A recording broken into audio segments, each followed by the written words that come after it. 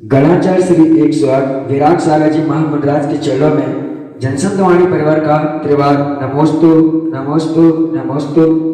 इसी के साथ सभी महानुभावों एवं जनसंतवाणी चैनल के सभी दर्शकों को सादर जय जय। आप देख रहे हैं जनसंतवाणी चैनल के माध्यम से मन की बात मनीषी रंजन सागर जी के साथ का कार्यक्रम प्रतिदिन शाम 5 बजे दिखाया जाता है। आज का यह कार्यक्रम श्री 108 पार्श्वनाथ दिगंबर जैन मंदिर ककरवा जिला टीकमगढ़ मध्य प्रदेश से प्रसारित किया जा रहा है। आज के कार्यक्रम के पुण्यार्चक परिवार श्रीमती अनीता जैन, श्रीमान अभय जैन, श्रीमती राशि जैन, श्री राहुल जैन, श्रीमती रिमी जैन, श्री अतुल जैन, श्री अंशुल जैन, पुत्र शशांक जैन, साहित्य जैन, स्वास्थ्य जैन, समस्त परिवार ककरवा जिला टीकमगढ़ मध्य प्रदेश ने यह सौभाग्य प्राप्त किया है। इनके सौभाग्य की जनसंतवाणी परिवार अनुमोदना करता है। इसी क्रम में चलते हैं पूज्य मुनिश्री के चरणों में, करते हैं त्रिकाल नमोस्तु।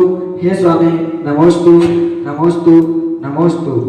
यहाँ पर सर्वप्रथम प्रश्न अर्चिता जैन सागर मध्य प्रदेश से आया है कि गुरुवर, जैन धर्म में जैन शब्द का क्या मतलब है? ओम नमः। जैन शब्द जो जिनको मानता है, जिन मतलब जिनेंद्र, जिन्होंने इंद्रियों को जीत लिया है, जिन्होंने इंद्रियों पर विजय प्राप्त कर ली है, वो जिन है। और जो जिन को मानता है वो जैन है। जैन शब्द का अर्थ है कि जिन, और जिन मतलब है जो जिन्होंने इंद्रियों को जीता है। जो 5 इंद्रियां हैं, पांचों इंद्रियों को जीत लिया है, वो जिनेंद्र बन चुका है, भगवान बन चुका है। जिन्हें उसको जो मानता है वो जैन है। जैन पर्टिकुलर कोई शब्द नहीं है। जैन हर कोई हो सकता है जो जिनको माने, भगवान को माने, जिन्होंने राग देश क्रोध मान माया लोभ सबको छोड़ दिया है। ऐसे जिनको मानने वाले, जिनके पास ना राग है, ना देश है, क्रोध मान माया लोभ, वीतरागी हैं, सर्वज्ञ हैं, हितोपदेशी हैं, ऐसे भगवान जो हैं उनको जो मानता है वो जैन है। जिनेंद्र को मानने वाला ही जैन है। इसलिए जैन शब्द का मतलब ही यही है कि जो जिनेंद्र भगवान को मानता है वो सब जैन है। इसी क्रम में शालिनी जैन कुमार मध्य प्रदेश अपना प्रश्न पूछ रहे हैं। हे गुरुदेव, वर्तमान में 24 तीर्थंकर हैं, क्या आने वाले समय में तीर्थंकर की संख्या बढ़ेगी? वर्तमान काल में, भूतकाल में, भविष्य काल में, तीनों में ही संख्या 24 तीर्थंकर में फिक्स संख्या है। न आगामी समय में उसमें तीर्थंकरों की संख्या बढ़ सकती है न घट सकती है। ये भारत क्षेत्र में तीर्थंकरों की संख्या फिक्स है। 24 पहले हो चुके हैं, 24 वर्तमान में है और भविष्य में आने वाली 24 ही फिक्स हो गई है। उनके भी नाम फिक्स हो गए हैं। कौन होगा? तीर्थंकर। भगवान अनंत होते हैं, भगवानों की कोई संख्या फिक्स नहीं है। भगवान तो अनंत हैं, लेकिन तीर्थंकर विशेष पद के धारी होते हैं, जिनके 5 कल्याणक मनाए जाते हैं। गर्भ कल्याणक, जन्म कल्याणक, तप कल्याणक, ज्ञान कल्याणक, मोक्ष कल्याणक, जिनके 5 कल्याणक मनाए जाते हैं वो तीर्थंकर हैं। और तीर्थंकर का विशेष पुण्य होता है। इनकी संख्याएं फिक्स हैं, पहले से फिक्स हो चुकी हैं। आगामी समय की 24 भी फिक्स हो गई है, 24 से 25 नहीं होंगी। और कोई ये कहता है कि 25 में तीर्थंकर, तो वो सम्यक्त नहीं है, वो मिथ्या दृष्टि जीव है। क्योंकि 24 से 25 होते नहीं है, न 23 होते हैं, 24 हो चुके हैं। वर्तमान में 24 है, आने वाले भविष्य की भी 24 ही है। लेकिन हाँ, कोई एक है कि भगवान का समुसरण आया, भगवान हुए, भगवान है। हाँ, तो भगवान तो अनंत होते हैं, भगवानों की कोई गिनती नहीं है, लेकिन तीर्थंकरों की गिनती है। भगवान तो 2 कल्याणक भी होते हैं, 3 कल्याणक भी होते हैं।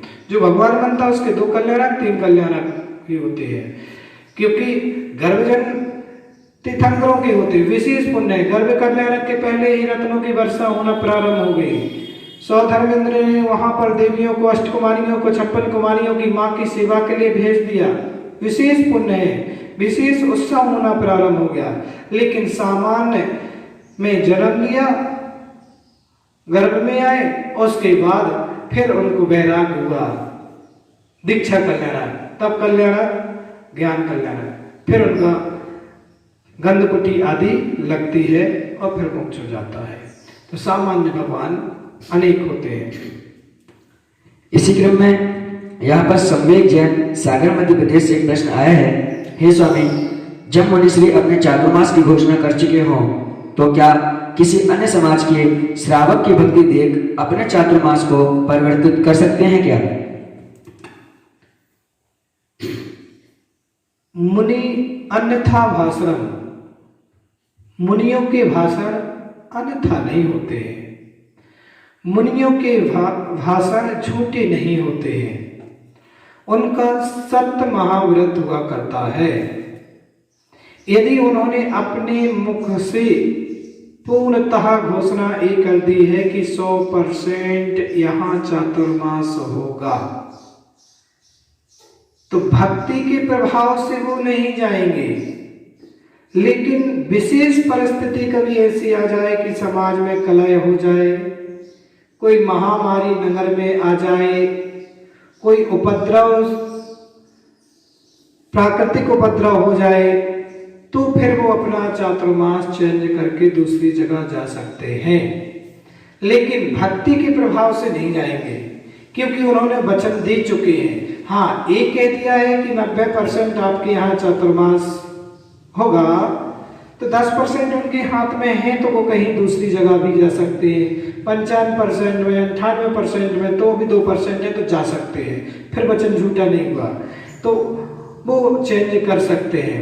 लेकिन यदि पूर्णतः पक्का कर दिया है तो फिर कहीं जाने की बात ही नहीं बनती है। फिर तो उसी समय जब जा सकते हैं जब कोई प्राकृतिक आपदा आ जाए समाज में, या आपस की कोई बेमनस्ता समाज में बन जाए, तो फिर वहां से पलायन करके दूसरे स्थान पर चातुर्मास के लिए जा सकते हैं। इसलिए जब भी साधु घोषणा करते हैं तो 100% कहीं घोषणा नहीं करते कि आपके यहाँ चातुर्मास 90% में, 95% में, जब तक स्थापना नहीं हो जाती है तब तक उनका कोई फिक्स नहीं होता है। साधु का कहीं भी जा सकते हैं, कहीं भी चातुर्मास कर सकते हैं। अभी तो एक आश्वासन दिया है समाज को कि आपके यहाँ हो सकता है, लेकिन अभी उनके हाथ में है, वो कहीं भी जा सकते हैं। और यदि मन नहीं हुआ तो कहीं दूसरी जगह जाकर के चातुर्मास कर सकते हैं। इसी क्रम में यहाँ पर यास्का बुखारिया पुणे महाराष्ट्र से एक प्रश्न आया है। गुरुदेव नमोस्तु, आज का मेरा प्रश्न है कि कुछ फोटो मैंने भैया को व्हाट्सएप किया है। वह फोटो खुरई जैन मंदिर के हैं, जहाँ पर कल बिजली गिरने से मान स्तंभ क्षतिग्रस्त हो गया, लेकिन मान स्तंभ में विराजमान 4 प्रतिमा जी ही क्षतिग्रस्त हुई और पूरा पिलर सही है। तो इसका हमारे समाज पर क्या प्रभाव पड़ेगा? यह किस ओर इशारा है? देखिए, जो एक कल की घटना हुई है, ये बहुत ही दुखद घटना है समाज के लिए भी, देश के लिए भी, कि भगवानों का टूटना, प्रतिमाओं का टूटना, खंडित होना, ये अशुभ का संकेत है। लेकिन ये प्राकृतिक आपदा है, इसमें कोई कुछ कर नहीं सकता है। ये प्राकृतिक आपदा आई और बिजली गिरी और मानस स्तंभ पर ही बिजली गिरी, तो वहां की जिन प्रतिमाएं वहां से नीचे गिरी, खंडित हो गई। लेकिन ये प्राकृतिक आपदा जरूर है, लेकिन एक संकेत दे करके आ रही है कि हमारे समाज पर, हमारे देश पर बहुत बड़ा संकट आने वाला है। और विनाशकालीन विपरीत बुद्धि, जब विनाश का काल आता है तो विपरीत क्रियाएं होना प्रारंभ हो जाती हैं। ये संकेत है समाज के लिए कि पहले, अभी एक माह पहले कुछ प्रतिमाएं खंडित हुई थी, एक मानस स्तंभ गिरा था सिरौनिया जी का मुरैना के पास। उसके पहले भी एक महाराष्ट्र में कहीं पर मानस, वहां पर भी प्रतिमाएं खंडित हुई थी, कहीं मंदिर की ध्वजाएं। ये सब शुभ का संकेत नहीं है, अच्छा संकेत नहीं है। ये हमको समझना चाहिए, गंभीरता से इस पर विषय लेना चाहिए, पूरी समाज को इसका मंथन करना चाहिए। गुरु महाराजों को भी, साधु संतों को भी समाज के लिए दिशा निर्देशन, साधु संत भी अपनी साधना को उत्कृष्ट बना करके साधनाओं को बनाएं, भक्ति को और बनाएं, क्योंकि ये सब ना हमारे लिए सही है ना देश के लिए सही है। हानिकारक है कि जिन बमों का टूटना, भली प्राकृतिक आपदाएं हैं, इसमें कोई कुछ नहीं कर सकता है, लेकिन फिर भी निमित्त शास्त्र तो ये कहता है कि कोई ना कोई अनहोनी घटना बहुत बड़ी होने वाली है। इसलिए हर वर्ग के व्यक्ति को चाहिए कि वो अपने जिन मंदिर में, अपने घर पर भक्तांबर का, नवोकार मंत्र का पाठ 1 घंटा, आधा घंटे का जरूर करे, हर रोज करे, परिवार के साथ बैठ करके करे।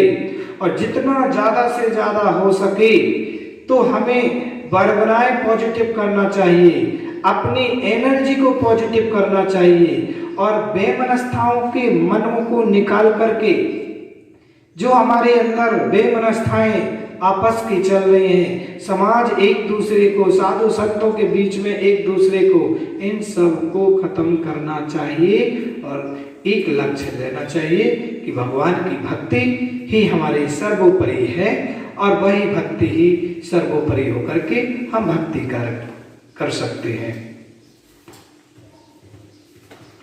इसी क्रम में यहाँ पर अंतिम प्रश्न ब्रजेश जैन, बड़ा गांव, मध्य प्रदेश से आया है कि गुरुवार चौका में टेबल पर सनमाइका लगा हो तो क्या दोष लगेगा? देखिए, मुनिराज जब आहार को जाते हैं तो चौके में द्रव्य शुद्धि का वर्णन आया है, क्षेत्र शुद्धि का वर्णन आया है कि क्षेत्र शुद्धि, स्थान की शुद्धि भी होना चाहिए। जहां आपने चौका लगाया है वो स्थान प्राशुक होना चाहिए। उस स्थान पर कोई जीव जंतु आदि, चींटी, काकरोच आदि, वहां पर कोई जीव जंतु ज्यादा अधिक मात्रा में ना हो और उस स्थान के आजू बाजू लेट बाथरूम ना हो। कहीं कहीं ऐसा देखा जाता है कि बाजू में लेट बाथरूम बना, बाजू में मुनिराज को खड़ा कर देते हैं। अशुद्ध है। क्षेत्र की शुद्धि और चौके की शुद्धि। जिस चौके में मुनिराज आहार कर रहे हैं, जहां आपने आहार की व्यवस्था बनाई है, उसमें अभक्ष्य सामग्री ना हो, जैसे कि आलू, प्याज, ग्रंथ चीजें, अचार आदि, मुरब्बा आदि, ऐसी चीजों वस्तु ना रखी हो उस चौके में। चौके का सामान प्राशुक हो। आप घर में यूज करते हैं तो आप उस समय वहां से उठा करके दूसरे कमरे में रखें। उस चौके में आपने जिस टेबल पर सामान रखा है वो टेबल पर सनमाइका नहीं लगी होना चाहिए।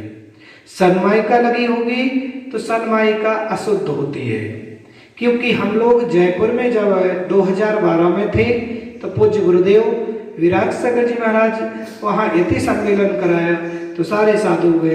तो वहाँ के खंडवा जी हैं जो, उनकी पिलाई की फैक्ट्री है, गुरु जी को ले गए दिखाने के लिए, वहाँ पर बनते हुए देखे तो उसमें जो चिपकाया, जो सनमाइका चिपकाई जाती है तो जो केमिकल होता है वो केमिकल अशुद्ध होता है। वो केमिकल अशुद्ध पदार्थों से बनता है। तो इसलिए आहार कर रहे हैं और वो सामान उसके ऊपर रखा है तो सब सामान भी अशुद्ध हो गया। इसलिए सनमाइका वाली टेबल चौके से अलग करना चाहिए। लकड़ी वाली, सिंपल लकड़ी वाली आप रखिए, पाटा रख दीजिए, चौकी रख दीजिए, या सामान्य कोई ऐसा सामने स्टील की टेबल हो, कुछ भी ऐसा जो आपको उचित लगे वो चीज रखें। लेकिन सनमाइका अशुद्ध होती है, तो चौके में इस प्रकार की अशुद्ध सामग्री, कभी कभी ऐसा भी देखा जाता है कि चौका जिस स्थान पर लगाया है वहीं सामने बेड भी रखा है, बिस्तर, सोने के बिस्तर भी रखे हैं, तो उस स्थान को, बिस्तर आदि को साइड में दूसरे कमरे में कर देना चाहिए, या फिर चौके का एक सीमा बना, रेखा खींच लेना चाहिए कि इतने में ही चौका, उसके बाहर चौके का सामान लेने नहीं जाना चाहिए। इन सब बातों का ध्यान श्रावक को रखना है। श्रावक यदि ध्यान नहीं रखेगा चौके में, मुनिराज जाएंगे और यदि कोई गलत ऐसा कोई होगा तो लौट करके भी चौके से वापस आ जाएंगे। फिर आप कहेंगे कि मुनिराज आपके चौके से लौट गए थे। तो श्रावक दाता जो होता है 7 गुणों से संपन्न होता है। दाता के पास 7 गुण है, तो इसीलिए उसको इस विज्ञान नाम का गुण है, उसको ज्ञान है कैसे करना है, क्या करना है। इन सब बातों को श्रावक को ध्यान में जरूर रखना चाहिए, और वो सब बातें ध्यान में रख करके ही वो चौके, क्योंकि जब तक चौके की शुद्धि है तब तक चारित्र की शुद्धि है। आज देखा जा रहा है कि गलत तरीके से श्रावक पैसा कमा रहा है और चौके में भी पूर्णता शुद्धि का ध्यान नहीं रखा जा रहा है, और इस प्रकार की द्रव्य सामग्री मुनिराज को वो चौके में खिलाएगा, चौके में आहार कराएगा, तो मुनिराजों के विचारों में भी अशुद्धता आती है, मलिनता आती है। आज ये घटनाएं जो घट रही हैं, जो प्रकरण सामने आ रहा है, उस प्रकरण का दोषारोपण जो साधु पर डाला जा रहा है, उस प्रकरण में दोषारोपण श्रावक भी है। श्रावक खुद करवाता है, खुद पैसे के बल पर सारे काम करता है, लालच देता है, मुनिराज को इस प्रकार की आहार में सामग्री देता है कि कहीं से पैसा गलत तरीके से कमा करके लाया, वो द्रव्य पैसा आहार चलाता है, तो मुनिराज के विचारों में भी वैसे ही भाव आते हैं। देखिए, पहले के श्रावक न्याय नीति से पैसा कमाते थे और अनीति से भी पैसा कमाते थे, तो वो पैसा चौके में आहार में खर्च नहीं करते थे। चौकी में तो वही पैसा खर्च करते थे जो न्याय और नीति से कमाया है, उसी का ही द्रव्य देते थे चौके में। तो मुनिराजों के विचार भी पवित्र रहते थे, मुनिराजों के भावों में भी पवित्रता होती थी। इसलिए कहा चौकी की जितनी शुद्धि होगी, आप भले ही आप सिंपल भोजन कराएं, लेकिन साफ और शुद्ध प्राशुक भोजन कराएं। आज श्रावक बहुत सारे आइटम बनाने के चक्कर में और अपनी शान शौकात बनाने के लिए कि मेरे चौके में इतनी थालियां भर के सामान बना था, लोग देखेंगे तो क्या ये कहेंगे, वाह कितना बड़ा आदमी इतना सामान बनाया। भैया, इन सब की देख रेख नहीं करना है, आपको अपने साधु के संयम की रत्नात्रय का पालन कराना है। उनके लिए जो आहार दे रहे हैं वो प्राशुक होना चाहिए, शुद्ध होना चाहिए। शुद्ध और प्राशुक दिया हुआ आहार साधु की साधना में सहयोगी बनता है, साधु की साधना में कारण बनता है, और साधु के विचारों में पवित्रता। जब तक चौके की शुद्धि है तब तक चारित्र की शुद्धि भी है। चौका भ्रष्ट हो गया तो चारित्र भी भ्रष्ट होने लगता है। इसलिए चौका जो भी लगाता है, जो भी श्रावक चौके की भावना भाता है, उस श्रावक के, इसलिए कहते मन शुद्धि, वचन शुद्धि, काय शुद्धि, आहार जल शुद्ध है। मन भी मेरा शुद्ध है, मन में विकारता नहीं है। आज तो इसलिए चौका लगा रहा है कि मुनिराज मेरे चौके में आएंगे, आशीर्वाद देकर जाएंगे, मेरी दुकान मेरा घर अच्छा चलने लगे। मान है, अभिमान है कि मैं नगर सेठ हूँ, मैं फलाना हूँ, मेरे यहाँ चौका लगना चाहिए। पहले अहंकार के वश होकर के कोई लालच में लगा रहा है, कोई एक दूसरे की ईर्ष्या में कि उसने लगाया तो मैं लगाऊंगा, पड़ोसी ने लगाया तो मैं भी लगाऊंगा। ये सब भावनाओं से यदि आपका चौका लग रहा है तो आपका मन शुद्ध नहीं है। मन शुद्ध होना चाहिए, मन में अच्छे विचार होना चाहिए। हो भाग्य मेरा कि आज दिगंबर संतों को आहार देने का सौभाग्य मुझे प्राप्त हो रहा है। कमी देखिए, आप श्रावकों में कमी हो गई, मुनिराजों में कमी देखते हैं लोग, लेकिन श्रावक की कमी नहीं देखते। श्रावक कितना नीचे गिर चुका है, कितने नीचे उसका लेवल गिर रहा है कि वो अपने चारित्र को नहीं देख पा रहा है।